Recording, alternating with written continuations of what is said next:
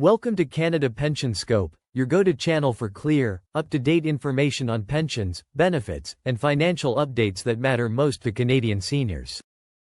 Whether you're already enjoying retirement, planning your transition, or just keeping an eye on the evolving landscape of government benefits, you're in the right place.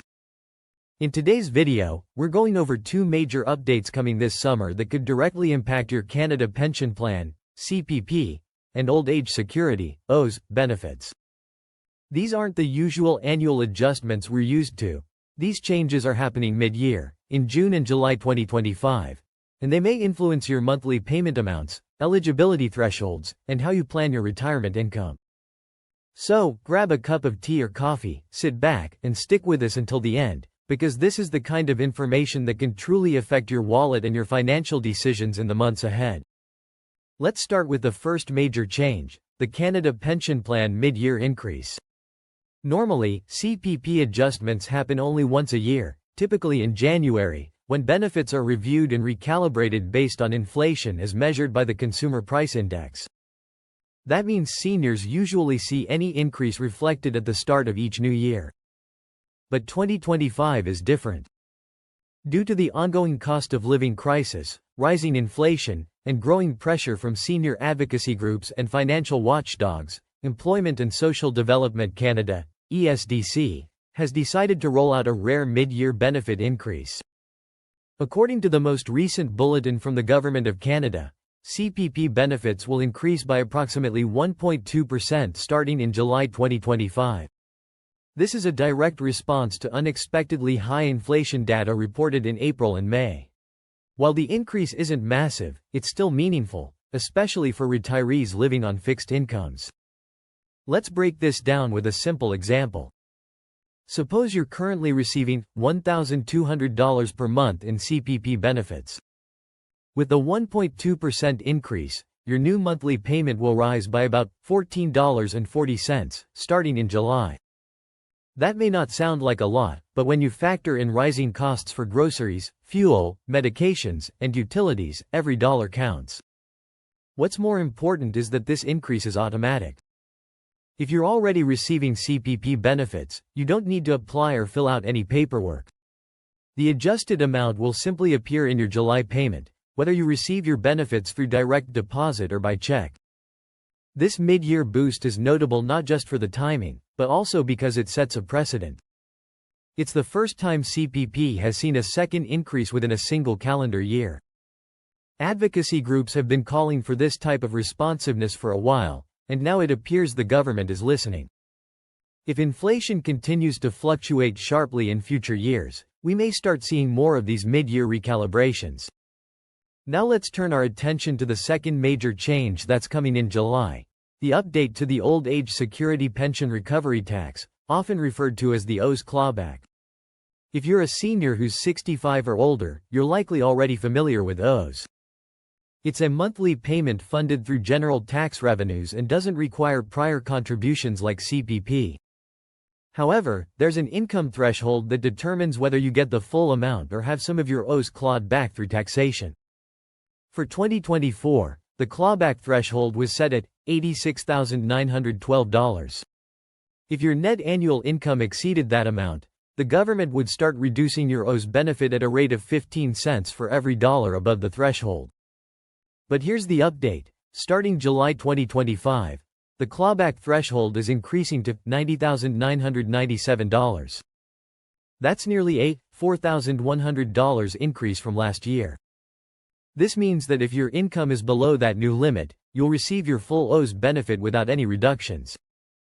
And even if you're slightly above the threshold, the reduction will now begin at a higher point, giving you more room to manage your finances. Let's look at a quick example. Suppose your total annual income in retirement is around $90,000 from CPP, a private pension, RRIF withdrawals, and perhaps some investment earnings. Under the old threshold, you would have lost part of your OAS to the clawback. But with the new $90,997 limit, you'll now receive your full OAS benefit. That's a real win for many middle-income seniors.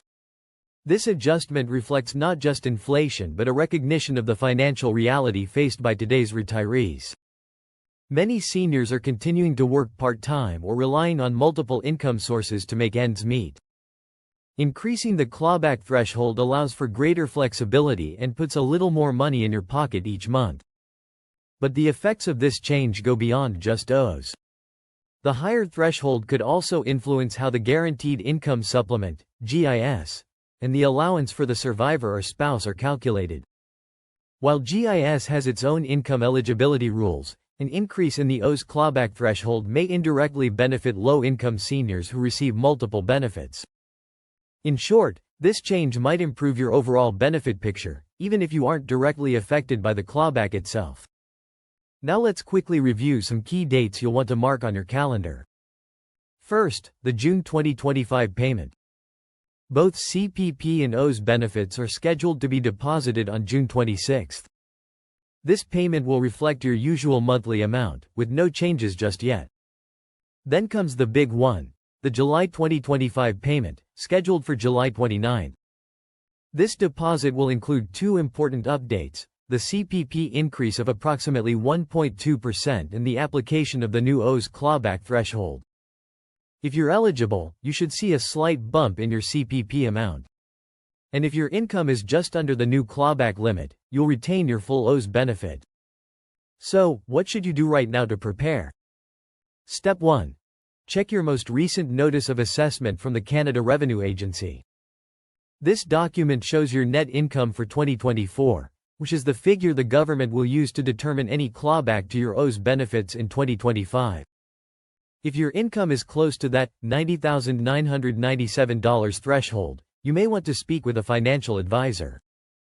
There are several ways to manage your taxable income in retirement: through pension income splitting, spreading out RRIF withdrawals, or even making charitable donations. These strategies can help you stay under the clawback limit while still maintaining your overall standard of living. Step 2. Make sure your banking information is current. The government will issue these new payment amounts automatically, but only if your direct deposit details are up to date. If you've changed bank accounts recently, log into your My Service Canada account online or contact Service Canada to confirm your information. Step 3. Stay informed. The fact that we're seeing mid-year changes to CPP and updates to OAS thresholds is a strong indicator that more updates could be on the way. In fact, there are already conversations happening in Ottawa about moving from annual to quarterly indexing of OAS, which would mean more frequent benefit increases. There's also growing support for expanding GIS eligibility to part-time working seniors. We'll be watching those developments closely and bringing you updates as soon as they're available. To wrap up, here's a quick recap. First, CPP benefits will increase by approximately 1.2% starting in July 2025. A mid-year boost aimed at addressing unexpected inflation. You don't need to apply for this. If you're already receiving CPP, the increase will be automatic. Second, the OAS clawback threshold is rising to $90,997, also starting in July. This means you can earn more income without losing any portion of your OAS benefit. It's a meaningful change that reflects the rising cost of living and gives retirees a bit more flexibility. Third, payment dates for CPP and OAS are June 26 and July 29, 2025. Make sure your financial records and banking info are current so you receive the correct amount without delay. Now, we want to hear from you. Do you think these changes are enough to keep up with inflation? Will the extra CPP income help your monthly budget? And are you close to the new OAS clawback threshold? Leave your thoughts in the comments below. We read everyone, and your insights help shape our future videos. Thanks for watching Canada Pension Scope. If you found this update useful, give it a thumbs up and share it with a friend or family member who could benefit from this information. And don't forget to subscribe and turn on notifications so you never miss a crucial update about your retirement income. Until next time, take care, stay informed, and enjoy your retirement with peace of mind.